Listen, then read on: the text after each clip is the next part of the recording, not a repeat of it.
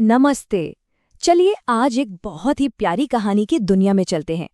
ये कहानी बच्चों की एक हिंदी किताब से ली गई है, लेकिन ये हम सबको परिवार के असली मतलब के बारे में कुछ बहुत ही खूबसूरत बातें सिखाती है। तो शुरुआत एक बहुत ही सीधे से सवाल से करते हैं। आखिर एक परिवार होता क्या है? यही सवाल है जो आज की हमारी पूरी कहानी के केंद्र में है। देखा जाए तो परिवार एक एहसास ही तो है ना? अपनेपन का, एक दूसरे के साथ बिताए पलों का और एक गहरे कनेक्शन का। प्यार, हंसी और साथ, शायद यही है परिवार।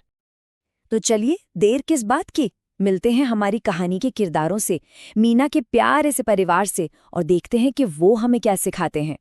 तो कहानी है मीना की, और उसके परिवार में कुल 7 लोग हैं जो सब एक ही छत के नीचे एक साथ रहते हैं।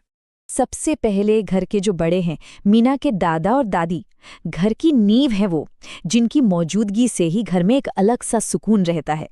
फिर आते हैं मीना के मम्मी पापा, और हाँ, उसके चाचा जी भी हैं जिन्हें सब बहुत प्यार करते हैं। और हाँ, मेन कैरेक्टर तो मीना खुद है, और साथ में है उसका छोटा भाई दिवाकर, 3 साल का है और इतना चुलबुला के बस पूरे घर में उसी की रौनक रहती है। तो सवाल ये है कि ये परिवार एक साथ खुश कैसे रहता है? अरे असली मजा तो रोजमर्रा की छोटी छोटी बातों में ही छिपा है। चलिए देखते हैं।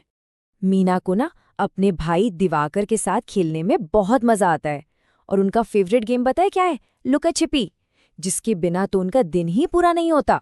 दिवाकर भी कम नहीं, फटाफट भागकर दरवाजे के पीछे छिप जाता है, और जैसे ही मीना उसे ढूंढ लेती है ना, धप्पा करके बस उसकी खिलखिलाहट सुनने लायक होती है। और मजे की बात यह है कि ये लोग पढ़ाई को भी खेल खेल में कर लेते हैं। जैसे जब मीना उसे गिनती सिखा रही होती है तो साथ में एक छोटी सी कविता भी बना लेते हैं अपने प्यारे चाचा जी के लिए। और जब दिन ढलता है तो माँ सबके लिए फल लेकर आती हैं, और तब पूरा परिवार एक साथ बैठता है। ये सिर्फ फल खाने का टाइम नहीं होता, ये होता है एक दूसरे से बात करने का, साथ में हंसने का, दिन भर की बातें शेयर करने का।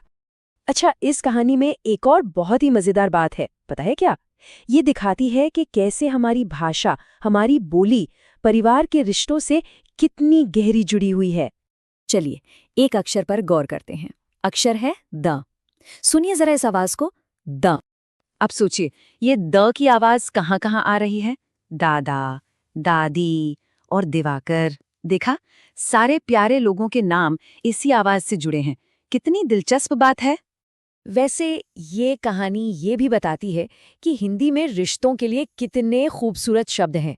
नाना नानी, मामा मामी, दादा दादी, हर रिश्ते का एक खास नाम है, एक अलग सम्मान है। और पता है, ये जो जुड़ाव है ना, ये सिर्फ घर की 4 दीवारी तक ही नहीं रहता। परिवार की कहानियां और गीत हमारी संस्कृति का हिस्सा बन जाते हैं, जैसे कि ये कविता। अरे वाह, ये तो हम सबने सुनी है बचपन में, चंदा मामा दूर के। इस कहानी में ये भी है। सोचिए, यहाँ चांद को एक मामा की तरह देखा जा रहा है। कितना प्यारा है ये।